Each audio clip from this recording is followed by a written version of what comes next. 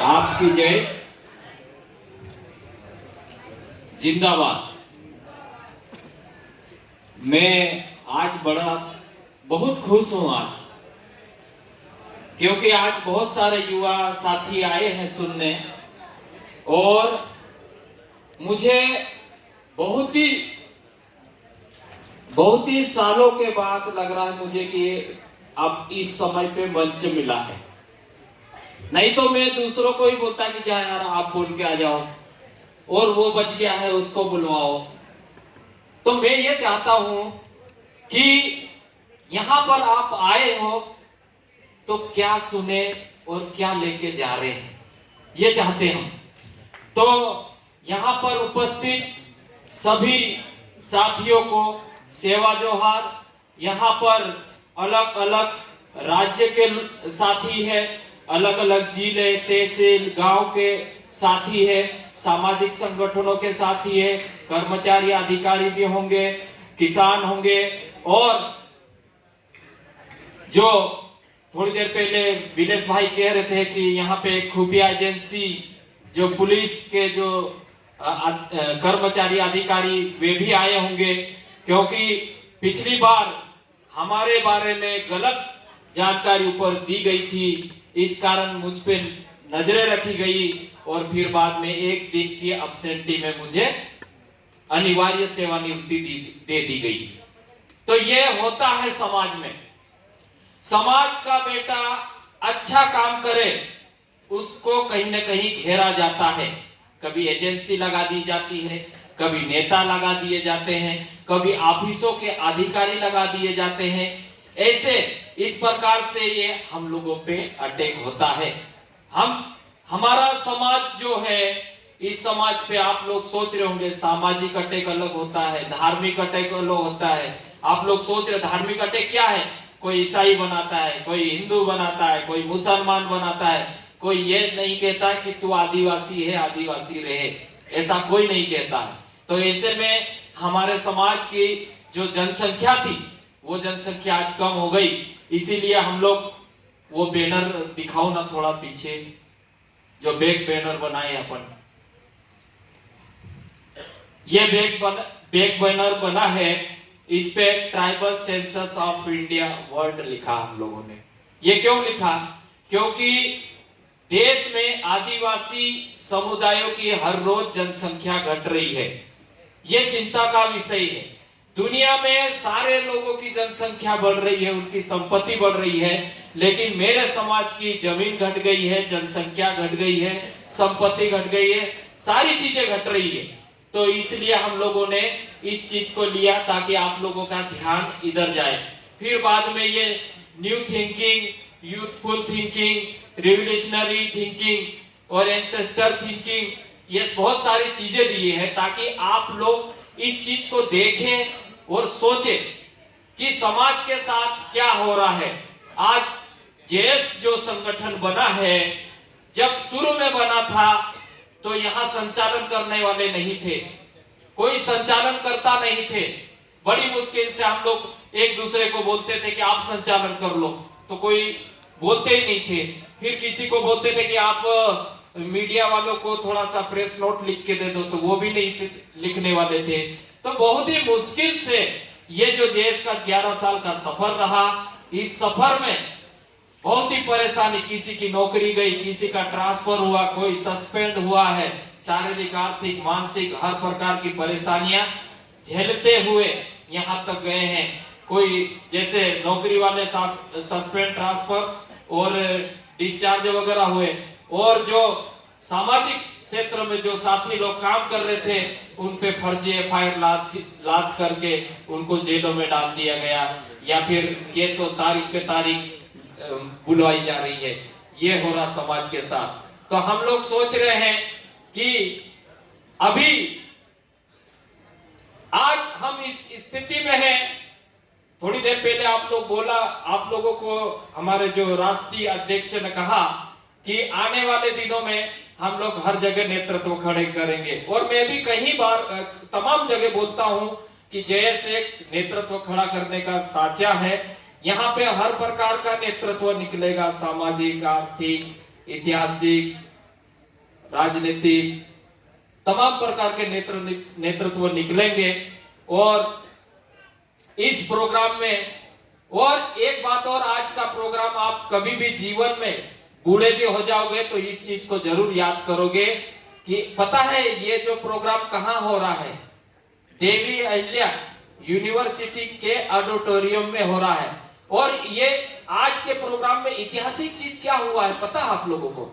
जो छात्र विंग बनी, छात्र विंग का जो मोनो का विमोचन हुआ है, ये इस पल के गवाह हो आप लोग। जब आने वाले दिनों में इसी कॉलेज में हमारे छात्र प्रेसिडेंट बनेंगे, अलग अलग यूनिवर्सिटी में प्रेसिडेंट बनेंगे, तो किसी रोज आप लोग बोलोगे कि इस जेसीएस का जो छात्र आज प्रेसिडेंट बना है, इसका जो छात्र का जो संगठन का जेसीएस का मोनो लॉन्च हुआ था, विमोचन हुआ था, उस दिन हम लोग भी उस पल के गवाह थे।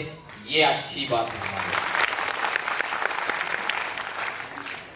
दूसरी बात, आपको पता है कि इस देश में रियासतों का विलयीकरण हुआ था। कितनी रियासतों का विलयीकरण हुआ था पता है? 565 कितनी हुई थी? 562। आदिवासी की रियासत कितनी थी? आदिवासी की रियासत 258 थी ना विलेश भाई? आदिवासी की रियासत कितनी थी इस देश में? 258 रियासत थी। उस रियासत में से अलग अलग माइंड के लोग थे। जो लोग माइंड और चतुर लोग थे वे आज सत्ता में बैठे हैं। और जो हमारे 258 रियासत के जो राजा राजवाड़े के लोग थे, उन लोगों को लूप लाइन में डाल दिया गया। जैसे आदिवासी समाज को लूप लाइन में डाल दिया गया है, उनको हर जगह पीछे धकेल दिया गया है, वैसे ही आदिवासी क्षेत्र के रियासत के जो राजा महाराजा थे, उनको भी लूप लाइन में किया गया। कहीं न कहीं ये चीजें हम लोग डिस्कस करते हैं बहुत सारी जगह पे, तो ये चीज देखने को मिला। और आज ऐतिहासिक एक जेएस के आज के जो 11वां स्थापना दिवस में एक चैप्टर जुड़ेगा कि यहाँ पे एक राजकुमारी शुभांगना राजे जी आए थे और मानदाता के राजा भी आए थे, जिनके जाने पे ही ओंकारेश्वर का फाटक खुलता है शायद। तो ये पल है हमारे लिए। तो साथियों, आने वाले दिनों में अभी ये लोग सोच रहे होंगे कि ये नौकरी में है तो इनको परेशान कर दो, इनको दूर कर दो। मैं दावे के साथ कहता हूं, जो लोग मुझे दूर किए उस कुर्सी पे आने वाले दिनों में हम भी बैठ सकते हैं। अगर जोर लगा दे तो हम भी बैठ सकते हैं।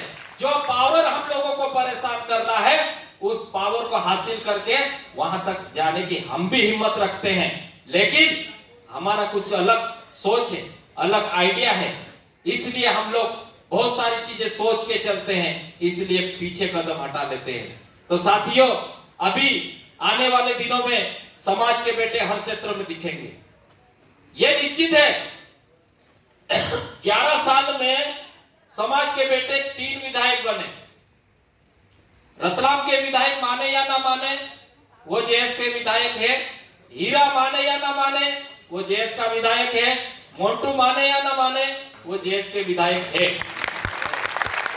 अभी वो कुछ भी बोले, और आने वाले दिनों में हमारे तमाम लोग विधायक बनेंगे और तमाम लोग सांसद भी बनेंगे, और जेएस भी ऐसा ही चलता रहेगा। जेएस लीडरशिप देगा और समाज के बेटे सदनों में लड़ेंगे, और हमारे खिलाफ जैसे वन अधिनियम 2020 जैसे कानून आ रहे हैं, ऐसे कानून के खिलाफ लड़ेंगे सदनों में। हमारे लोग बमकारी देके लड़ेंगे, हमारे जेएस के युवा जब जाएंगे वहां पे। अभी कैडर को पहुंचाएंगे, पहले व्यक्ति जाता था, आने वाले दिनों में कैडर जाएगा, समाज का कैडर जाएगा और ऐसे प्रोग्रामों में आके पूछेगा कि बताओ मुद्दे क्या है अपने समाज के, हम लोग सदन में बात रखेंगे। और इसीलिए हम जेएस के माध्यम से बोलते हैं, तुम्हारी जितनी भी योजना है उस योजना से हमको कोई लेना देना नहीं, बस अनुच्छेद 275 के तहत जो गच्छित धन की राशि है उसका मात्र 30% हिस्सा मेरे समाज पे खर्चा कर दो।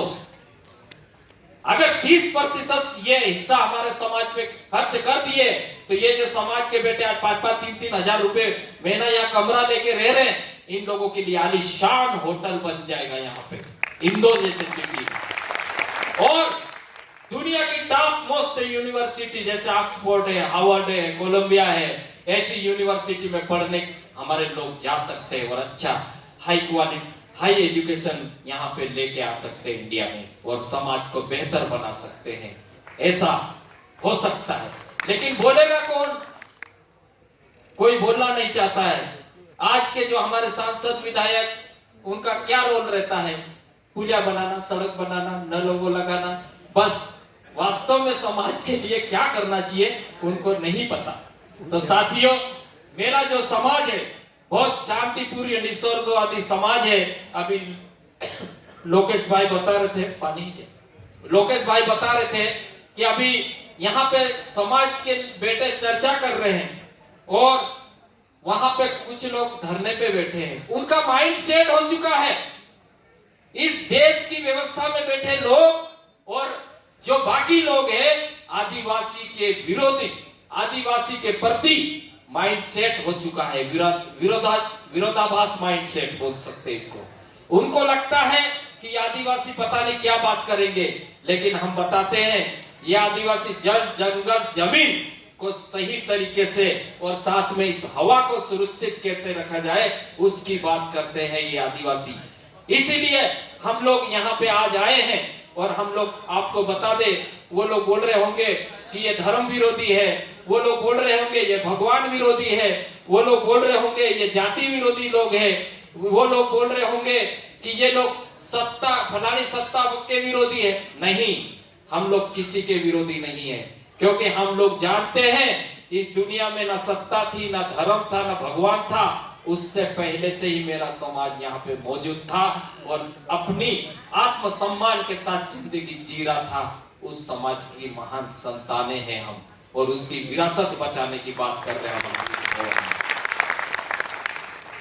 कोई मजाक नहीं है।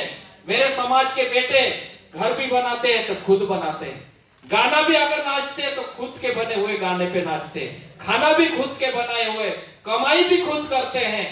मेरा समाज के बेटे, मेरा समाज बहुत स्वावलंबी है और मेरे समाज से दुनिया वालों ने सीखा है। और ऐसे महान समाज के बेटे आज हमारे ही पुरखाओं की जमीन पे बने इस ऑडिटोरियम में आके बात कर रहे थे। वो नादान लोग बाहर बैठ के धरने दे रहे, बता रहे। ऐसा नहीं है, हम लोग भी किसी एंगल से कमजोर समाज के बेटे नहीं है, हमारा भी डीएनए खोलता है, लेकिन इस देश के असली वारिस है, इसलिए हम लोग शांति पकड़ लेते हैं और समाधान की बात करते हैं। अभी थोड़ी देर पहले जो मालिक वाली बात कर रहे थे, इंडिया वाली, इंडिया और भारत वाली, आपको पता है इंडिया कौन है? इंडिया शब्द जो है इंडिजिनस से आया है। इंडिजिनस से इंडस, इंडस शब्द भी उसी से आया है। इंडस से इंडिजिनस और इंडस वैली जो बताते ना, तो उसी इंडी धन जीनस, मूल धन वंश, हम लोग यहाँ के मूल वंशी है। लेकिन अभी ये इंडिया शब्द का विरोध चल रहा है अभी फिलहाल। और एक बात है, भारत के संविधान में जितने भी प्रावधान लिखे गए हैं, पहले अंग्रेजों को भी लिखने के लिए मजबूर किया हमारे लोगों ने, और फिर बाद में जो अंग्रेजों के समय पे हमारे जैसे 5वीं 6ठी अनुसूची लागू हुई। पता है 5वीं और 6ठी अनुसूची लागू करवाने के लिए हमारे लोग कितने कुर्बान हुए, बहुत सारे शहीद हुए, तब जाके एक्ट बने। और आज ये एक्ट हमारे लिए बहुत बेहतरीन काम कर रहा है, लेकिन उसको कोई मानने को राजी नहीं है। नए नए कानून लेके आ रहे हैं। तो साथियों, और भी वक्ता है, मैं ज्यादा नहीं लूंगा आपका समय। और हमारे समाज के गाने होना चाहिए लगता है। यहाँ पे गुजरात से भी आए होंगे, महाराष्ट्र से भी आए होंगे, तमाम जगह से आए होंगे। मैं चाहता हूँ कि एक गाना गाओ, लेकिन अभी समय की पाबंदी है, इसलिए मैं बाद में देखेंगे। तो साथियों, जय जोहार, आपकी जय जिंदाबाद। और जय प्रवक्ता अनिल भाई युवाओं को शपथ दिलाएंगे, कभी भी आपको शपथ दिलाना है अनिल भाई। तो इतना कहकर मैं अपना स्थान ग्रहण करता हूं। आप लोगों ने मेरा उद्बोधन को ध्यान से सुना और साथियों इस बात का विशेष ध्यान दो कि समाज में आपस में एक दूसरे का विरोध नहीं करना है। कोई भी संगठन हो, व्यक्ति हो, सबको लेके चलना है, साथ में चलना है और आगे बढ़ना है। समाज की स्थिति बहुत खराब है। जय आदिवासी, आपकी जय, जिंदाबाद। जय जोहार।